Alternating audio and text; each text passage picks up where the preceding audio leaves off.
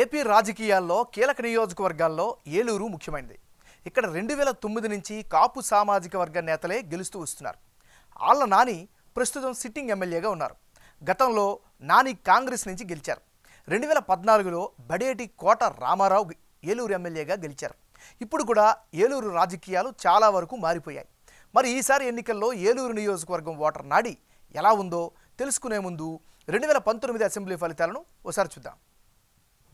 2019 ఎన్నికల్లో ఏలూరు అసెంబ్లీ సెగ్మెంట్లో వైసీపీ నుంచి పోటీ చేసిన ఆళ్ల నాని 45% ఓట్లు సాధించి గెలిచారు. టీడీపీ నుంచి పోటీ చేసిన బడేటి కోట రామారావుకు 42% ఓట్లు వచ్చాయి. ఇక జనసేన నుంచి పోటీ చేసిన అప్పలనాయుడు రెడ్డికి 10% ఓట్లు వచ్చాయి. ఏలూరులో కాపు సామాజిక వర్గ జనాభా అధికం. దీంతో ఈ వర్గం ఓటర్లు కీలకంగా ఉంటూ వస్తున్నారు. అదే సమయంలో ఇదే సామాజిక వర్గం నేతలను అన్ని పార్టీలు బరిలో నిలుపుతున్నాయి. ఇప్పుడు కూడా ఇదే సీన్ రిపీట్ అవ్వబోతోంది. మరి ఈసారి ఎన్నికల్లో ఏలూరు సెగ్మెంట్లో రాజకీయం ఎలా ఉండబోతోందో Big TV exclusive detailed election సర్వేలో వెల్లడైనటువంటి అభిప్రాయాలను ఇప్పుడు పరిశీలిద్దాం. వైఎస్ఆర్ కాంగ్రెస్ పార్టీకి చెందినటువంటి నాయకుడు ఆళ్ల నాని. మరి ఆళ్ల నానికి రానున్న ఎన్నికల్లో అనుకూలమైనటువంటి అంశాలేమిటి పరిశీలిస్తే, ముఖ్యంగా ఏలూరు టౌన్లో రోడ్ల విస్తరణతో జనానికి బాగా రిలీఫ్ వచ్చింది. ఇది ప్రధానమైనటువంటి ప్లస్ పాయింట్. గ్రామాల్లో కొత్త సీసీ రోడ్లైతే వేయగలిగారు. ఆళ్ల నాని పట్ల వైసీపీ కేడర్లో అయితే పూర్తిస్థాయి సంతృప్తి వ్యక్తమవుతున్నారు. ఇళ్ల పట్టాలను కూడా పంపిణీ చేశారు. ఇదొక పాజిటివ్ ఫ్యాక్టర్. మరీ ముఖ్యంగా ఈయన గ్రౌండ్లో యాక్టివ్గా ఉంటారు అనే అభిప్రాయం కూడా కనిపిస్తుంది. ఇవన్నీ ఆళ్ల నానికి సంబంధించినటువంటి పాజిటివ్ ఫ్యాక్టర్స్. మరి మైనస్ అంశాలు ఏమిటి? హామీ ఇచ్చినట్లుగా లిక్కర్ని నిషేధం చేయకపోవడం ఈ నియోజకవర్గంలో బాగా వ్యతిరేకత వ్యక్తమవుతుంది. నాసిరకమైనటువంటి లిక్కర్ అమ్మకాలపై ప్రజల్లో మరీ ముఖ్యంగా న్యూట్రల్ ఓటర్లో అసంతృప్తి కనిపిస్తోంది. 2019లో ఇచ్చిన హామీ ప్రకారం సూపర్ స్పెషాలిటీ హాస్పిటల్ కట్టకపోవడం కూడా మరో minus. Underground drainage system తీసుకురాలేకపోయారు అనే అపవాదు కూడా వినిపిస్తోంది. గార్బేజ్ ట్యాక్స్పై జనంలో అయితే ఆగ్రహం వ్యక్తమవుతుంది. అంటే చెత్తపై పన్ను ఇక జనానికి అంతగా అందుబాటులో ఉండరు అనేటువంటి అభిప్రాయం కూడా వ్యక్తమవుతుంది. మంచి పొజిషన్లో ఉన్న ఆశించినంత అభివృద్ధి జరగలేదు అనే అభిప్రాయం కూడా మరో మైనస్గా కనిపిస్తుంది.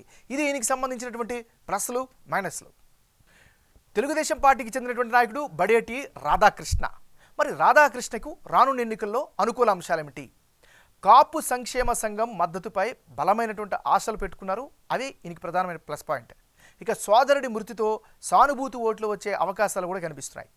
ఇంటింటికి ఈయనైతే ప్రచారం చాలా బలంగా చేస్తున్నారు. ఇది కూడా కలిసి వచ్చే అంశం.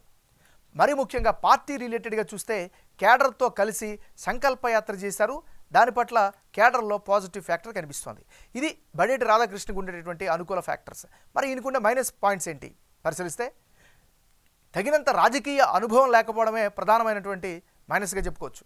ఆళ్ల నానిని ఏ మేరకు ఢీకొంటారు అనేటటువంటి అనుమానం కూడా బలంగా వినిపిస్తోంది. ఇది ఈయనకు ఉండేటటువంటి ప్లస్లు మైనస్లు.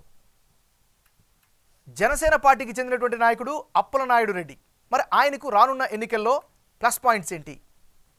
గత ఎన్నికల్లో మంచి ఓట్ షేర్ను రాబట్టగలిగారు. ఆ అనుభవం ఖచ్చితంగా అడ్వాంటేజ్ అయ్యే అవకాశం ఉంది. ఇక ట్రేడ్ యూనియన్ లీడర్గా నియోజకవర్గ జనంలో మంచి గుర్తింపు అయితే సంపాదించుకున్నారు. ప్రజా సంక్షేమం కోసం పాటుపడతారు అని జనంలో అయితే మాత్రం బలమైన అభిప్రాయం కనిపిస్తుంది. ఇది అప్పలనాయుడు రెడ్డికి సంబంధించినటువంటి అనుకూల అంశాలు. మరి ఈయనకుండే మైనస్ పాయింట్స్ ఏంటి? ప్రధానంగా తెలుగుదేశం పార్టీతో పొత్తులో భాగంగా టిక్కెట్ రావడంపై అనుమానాలు వస్తున్నాయి. ఇది ఈయనకుండేటువంటి ప్రధానమైనటువంటి మైనస్. ఇది ఈయనకి సంబంధించిన ప్లస్లు మైనస్లు. రానున్న ఎన్నికల్లో ఏలూరు నియోజకవర్గంలో ఎవరెవరు బరిలో ఉంటే ఫలితాలు ఏ విధంగా వచ్చే అవకాశం ఉందో పరిశీలిద్దాం.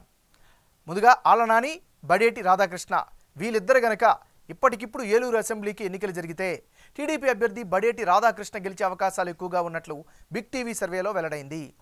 టీడీపీ జనసేన ఉమ్మడి అభ్యర్థిగా రాధాకృష్ణ కనుక బరిలోకి దిగితే ఆయనకి 51% ఓట్లు, అలాగే వైసీపీ అభ్యర్థి ఆళ్ల నానికి 42% ఓట్లు, ఇతరులకు 7% ఓట్లు వస్తాయని సర్వేలో తేలింది. ఏలూరులో కాపు సామాజిక వర్గ ఓట్లు ఎక్కువగా ఉండడం, టీడీపీ జనసేన పొత్తు ఎఫెక్ట్తో ఆ ఓట్లన్నీ రాధాకృష్ణ వైపు మళ్ళీ అవకాశాలు కనిపిస్తున్నాయి. అదే సమయంలో టీడీపీ జనసేన నుంచి రేసులో ఉన్న ఇద్దరు నేతలు కూడా క్లీన్ ఇమేజ్తో ఉండడం మరో కలిసి వచ్చే అంశం. అప్పలనాయుడికి టికెట్ రాకపోతే టీడీపీ అభ్యర్థి రాధాకృష్ణకి సపోర్ట్ చేస్తానని ప్రకటించడం కూడా కూటమికి విజయానికి మరింత ప్లస్ అయ్యే ఛాన్సెస్ కనిపిస్తున్నాయి. మరోవైపు జగన్ ప్రభుత్వం కనిపిస్తున్న సహజ వ్యతిరేకత కూడా ఈ కూటమికి ఏలూరులో సానుకూలంగా మారింది. అటు వైసీపీ ఓటు షేరుకు సంక్షేమ పథకాల లబ్ధిదారుల అండ కలిసి వస్తోంది.